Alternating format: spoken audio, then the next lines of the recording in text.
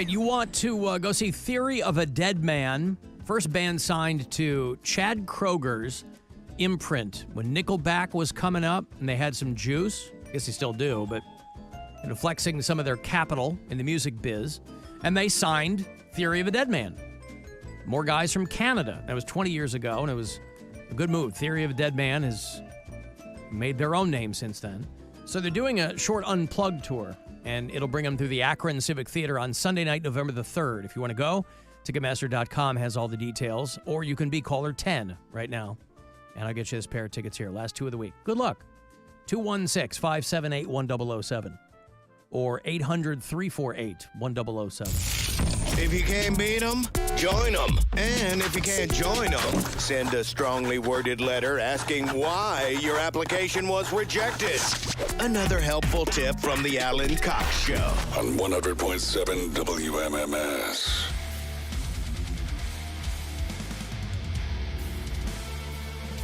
Gojira, the superstars of the 2024 Paris Olympics opening ceremonies. Medal show tomorrow night. We were gone last Saturday night. We return guns a-blazing tomorrow night, immediately after the Guardians game. It'll be Guardians-Rangers at 7:10 tonight and tomorrow night here on MMS, immediately following the Guardians game. 2 hours to midnight. It's our metal show. It's 120 minutes of nothing but metal. It's me, it's Corey Roddick, it's Pat Butler, and we throw down with all kinds of great stuff. So we play your requests, we play new music, we play classics, play local metal. Got a local band called Wrath of the Fallen, who are from Barnesville, Ohio. You ever been to Barnesville, Ohio? Not that I know of. A couple hours south of us here. Death Angel, Black Label Society, new music from Peeling Flesh, Melvins, Sacred Reich, Suicidal Tendencies, and lots more. So tomorrow night, after the ball game, 2 hours to midnight on the Buzzard. I determined, a friend of mine at home just happened to be listening on the iHeartRadio app, and he reminded me of the first R-rated film that I saw in the movie theater because I saw it with him. Oh, that's cool. RoboCop. Yeah, that's a killer. Saw it at the drive-in. That's the first R-rated movie that I've ever seen. I just didn't see it in the theater. We saw it at the drive-in because they were so lax with the IDs at the drive-in. Yeah. I remember you hide people. Yeah, there was like four of us. I remember we threw one of the dudes in the trunk. Mm-hmm. And put him under a blanket with a cooler. It was in my dad's, with the car I was driving, my dad's old Ford LTD. Like, don't move. Yeah, RoboCop at the drive-in was the first, and that came out, I was 16 when that came out. And that was the first R-rated movie that I went to. And I loved it. I couldn't get enough of RoboCop. Because at first I was thinking it was... you are coming with me. When I was legit 18, I remember this movie called Leviathan that came out. And it was one of those... They had a whole bunch of like kind of alien underwater ripoff movies. And there was one called Leviathan. It had a really good cast. Peter Weller was in it. Daniel Stern was in it. Richard Crenna. And I went with my girlfriend at the time.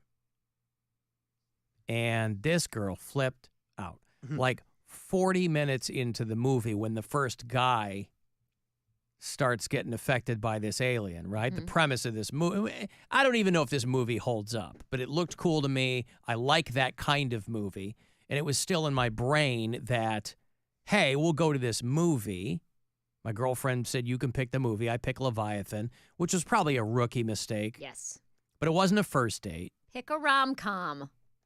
Something that's going to make her feel all fuzzy. But listen, the reason that we liked each other is because we had some similar interests. So she was somebody who supposedly liked these kinds of movies, but she flipped out. She wanted to leave. So we ended up leaving like 40 minutes into the movie. Like, this sucks. That does suck. I was very displeased. Trying to be a cool guy. I go, let's just... They say not to do that. They say be yourself. I'm trying to think I tried. Didn't work. I've tried it both ways. The first R-rated movie I ever saw, I think, was American History X. That's a heavy one. Holy cow. I mean, I was young. Somebody texted me in the break that their parents took them to see Silence of the Lambs when they were 10. Well, okay. Well, no, because and this goes back to why I think I thought I didn't like horror movies because I saw a lot of effed up movies before the age of 13. Right. So American History X came out in 1998. And I remember watching it at home, the curb stomping scene and everything. And the only time my mom covered my eyes, she put a towel in front of my eyes when they were naked in the showers. Yeah. So the violence was cool. Not the curb stomping. Not scene. the curb the flaccid stomping, not the wieners. N-word, but just cover your eyes for the penises. I remember that. So 1998, I would have been 9 years old watching Wow. American History X. Now, I I had remember seen... watching that movie, and we weren't supposed to be watching R-rated movies, but at that point, like, we were watching it at my house, and my dad came in, and he's like, it was the shower scene, and it was like when it was, he's like, well, why would anybody want to watch this? I'm like, we don't want to watch it. It's but just part part the of it, story. right. Like, it's not like we're like, let's rewind it back to the shower rape scene. I mean, we didn't have cable, but I spent a lot of time at my grandmother's, and she had cable and HBO and the whole thing. So in those formative years, I had a steady diet of 80s sex comedies. So I was watching those all the time. Those were all rated R. So I'm watching Porky's, and I'm watching The Last American Virgin, and I'm watching Zapped with Scott Baio, where they're like making girls' shirts fly off. I'm like, 11 and 12 years old watching those. And I was like, I couldn't wait to start messing around with girls. But as far as going to the movies, that didn't happen for a few years. I definitely saw Scream, too. That came out in 96. Scream 2 or Scream also? Scream as well.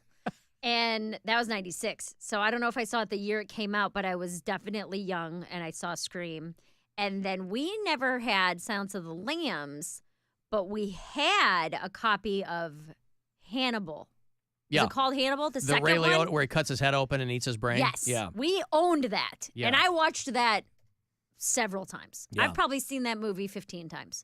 I mean, there were movies that I had seen on television.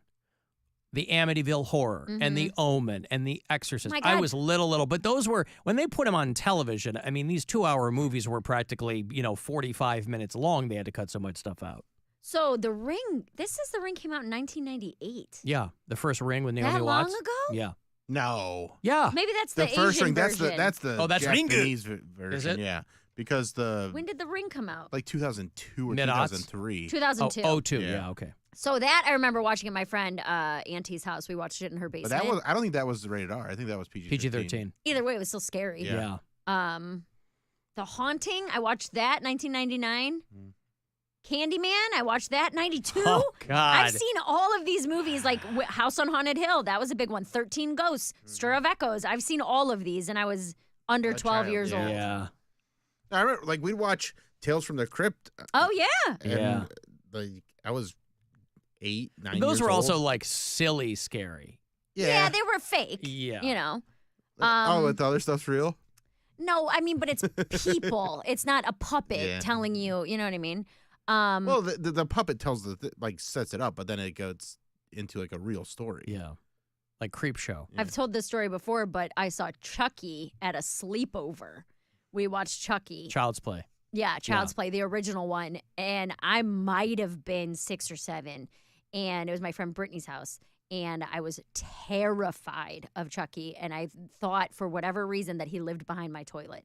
So I would like hold going to the bathroom until the absolute last minute. I was constipated, like all these problems, because I was convinced there's Chucky not even was in the toilet? that he Yeah, lived behind my toilet. Oh, okay. That's when he would get me, because I would be sitting down facing the other way, unable to go anywhere. Vulnerable. Yes, and that's when Chucky would get me.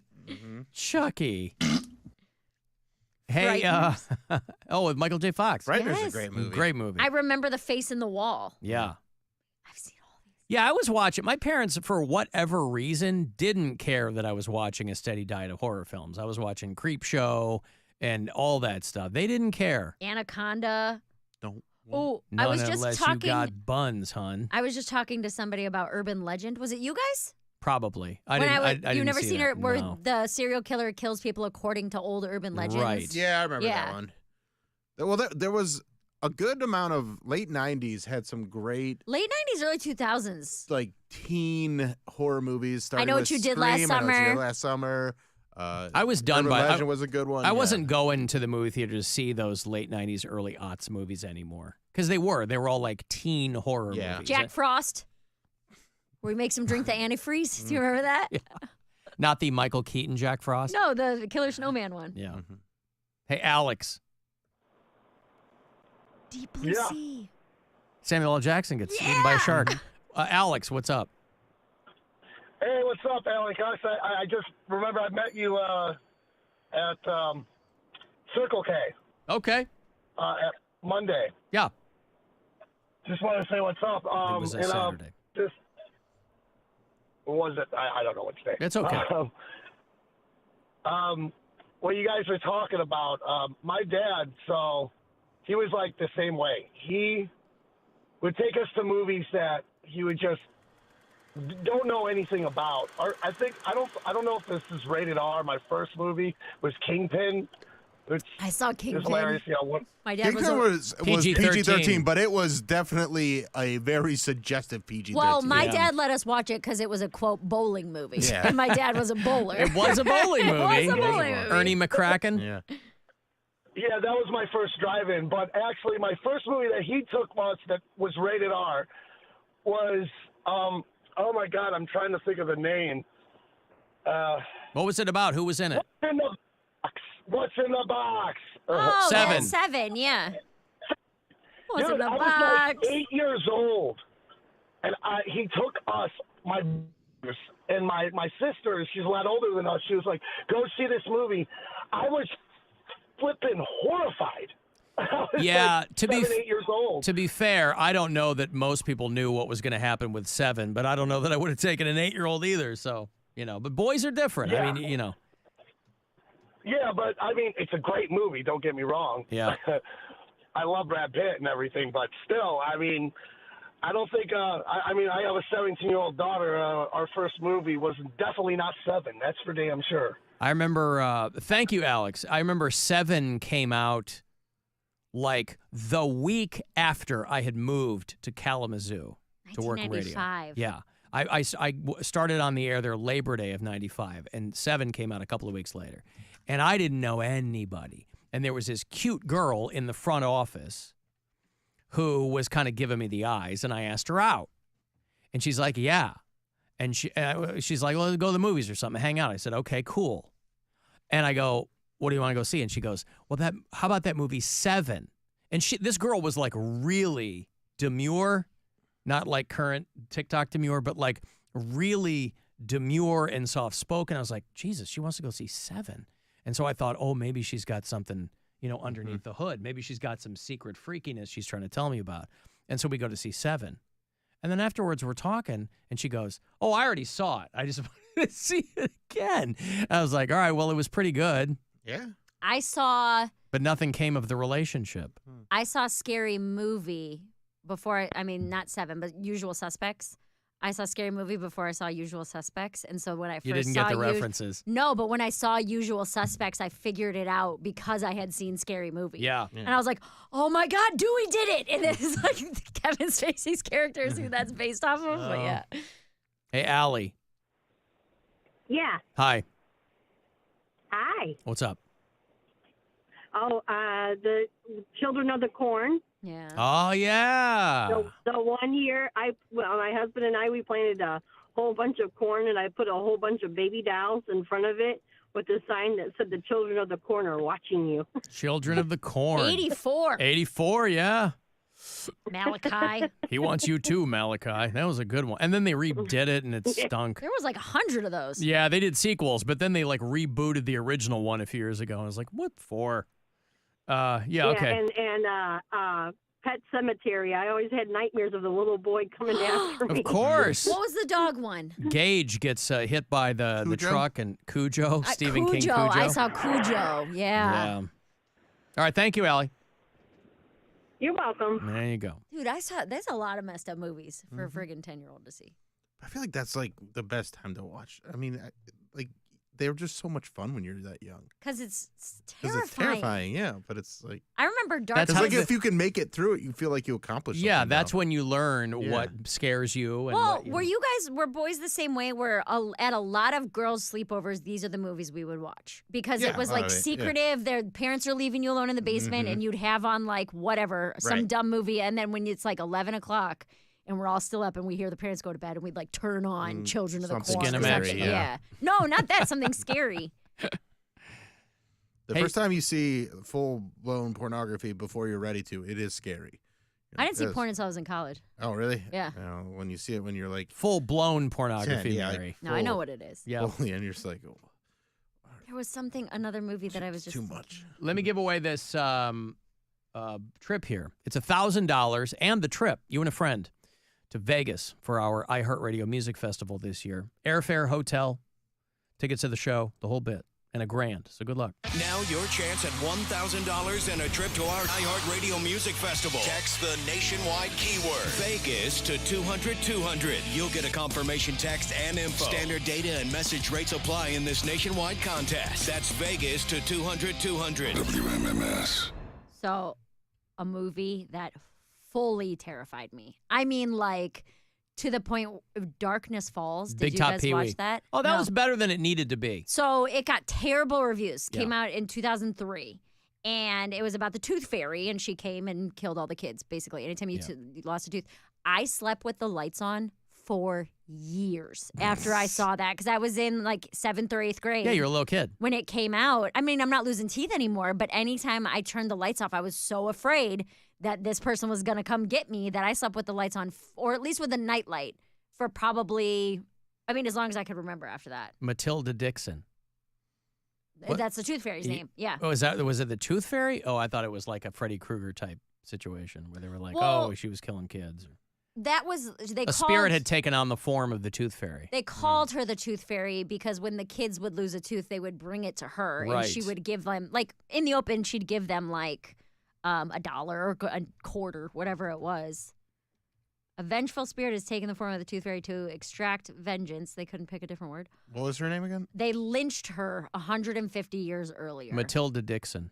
But then she got married to your butt, and they hyphenated it. BillSquire.com for tickets. Where are you going to be?